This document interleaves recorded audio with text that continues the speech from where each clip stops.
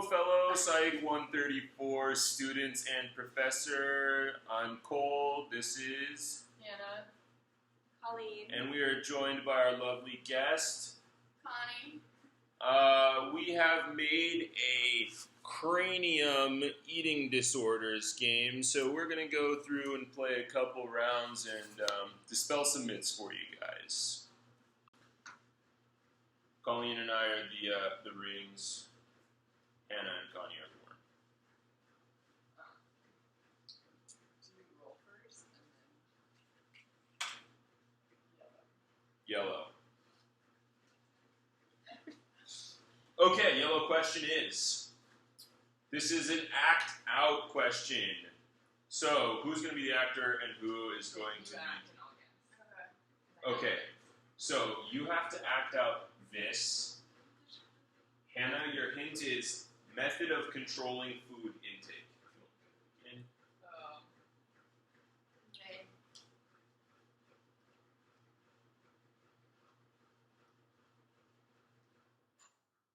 What's your Portion control.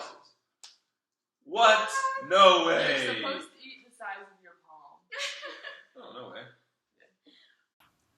Portion control can be used as a dietary tactic for individuals who are overweight. This has become increasingly difficult to accomplish due to portion size nearly doubling. You can notice Connie using her palm as a measurement. This is one strategy for developing portion control, which is knowing the size and quantity of the amount of foods you should be eating. Okay, so you guys get to move to yellow. Going on a roll. Sure.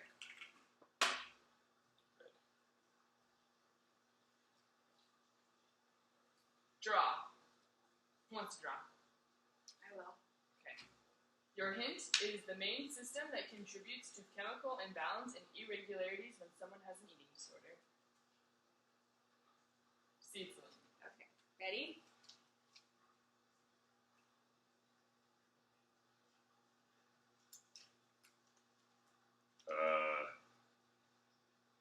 Is that a brain?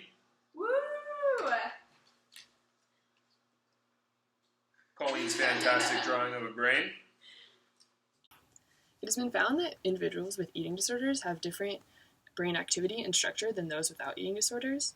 Ventral limbic circuits, dorsal cognitive circuits, and salient circuits have all been shown to activate differently in patients with eating disorders.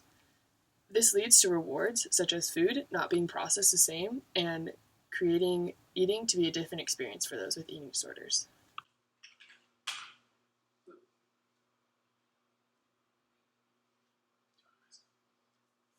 Alright, this is wordplay.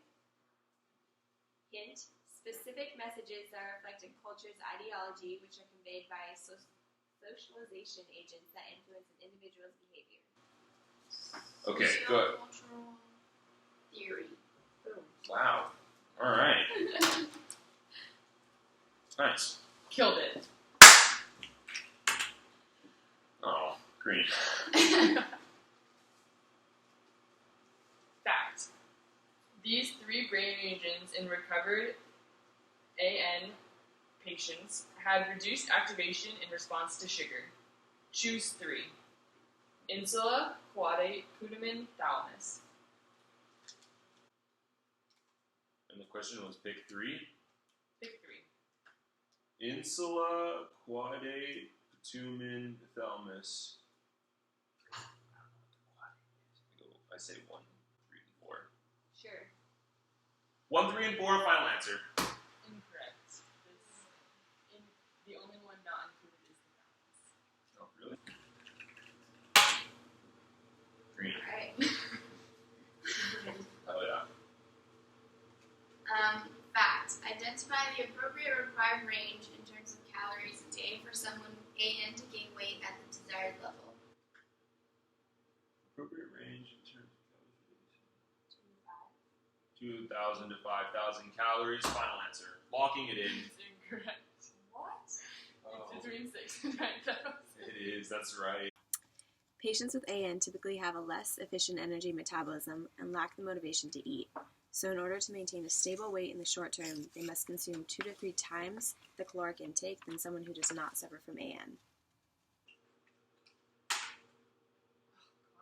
What is happening? Okay, Connie has to guess. This is ridiculous. I'm not gonna get it. You're gonna get it.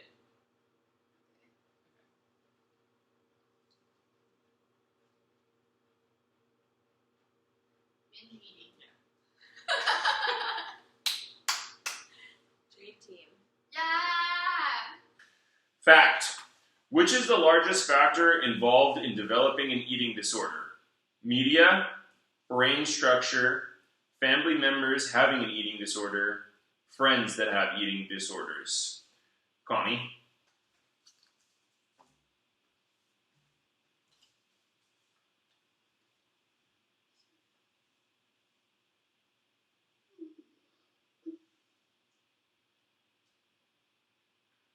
Ten seconds remaining.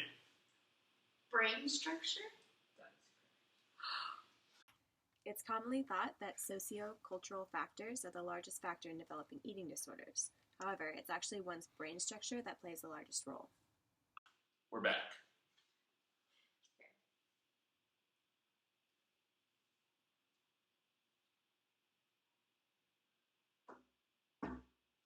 Compartmentalization of life. Tightrope setup. Use terms from class. Squares with buttons on them. Happiness is not associated with food.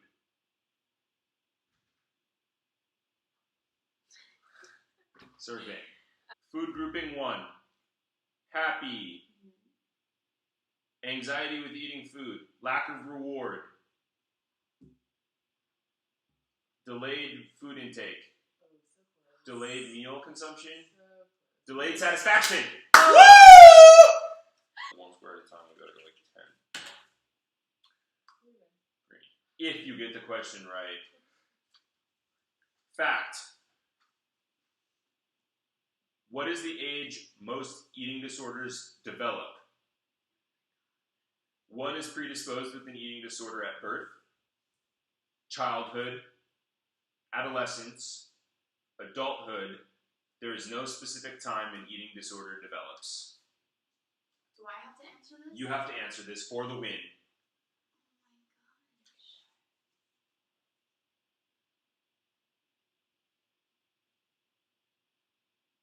Most eating disorders.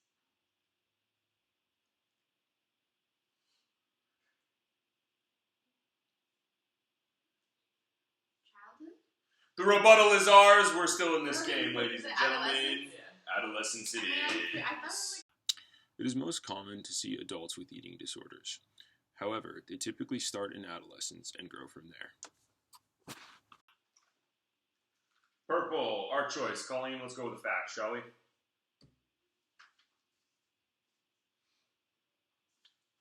These peripheral factors are all involved in metabolic signals to the brain except the liver, the adipose tissue, pancreas, or the GI tract.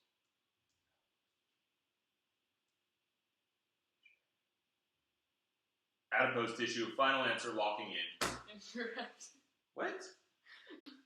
Green for the win for Team Hanna and Con. True or false? When someone has gone through treatment for an eating disorder, they rarely struggle with the disorder in the future. False. Correct. There's an incredibly high relapse rate for those with eating disorders. Yay! Yay! Relapse rate is very high among patients with eating disorders. Treatment is only about 60% successful, with a very high probability of relapse at least once during the treatment. This ties into the neurological side of eating disorders, and not to the idea that eating disorders are a choice. Thank you, Psych 134, students and professors, for joining us on this epic Cranium adventure. I hope we've dispelled some myths for you and you've learned something about eating disorders.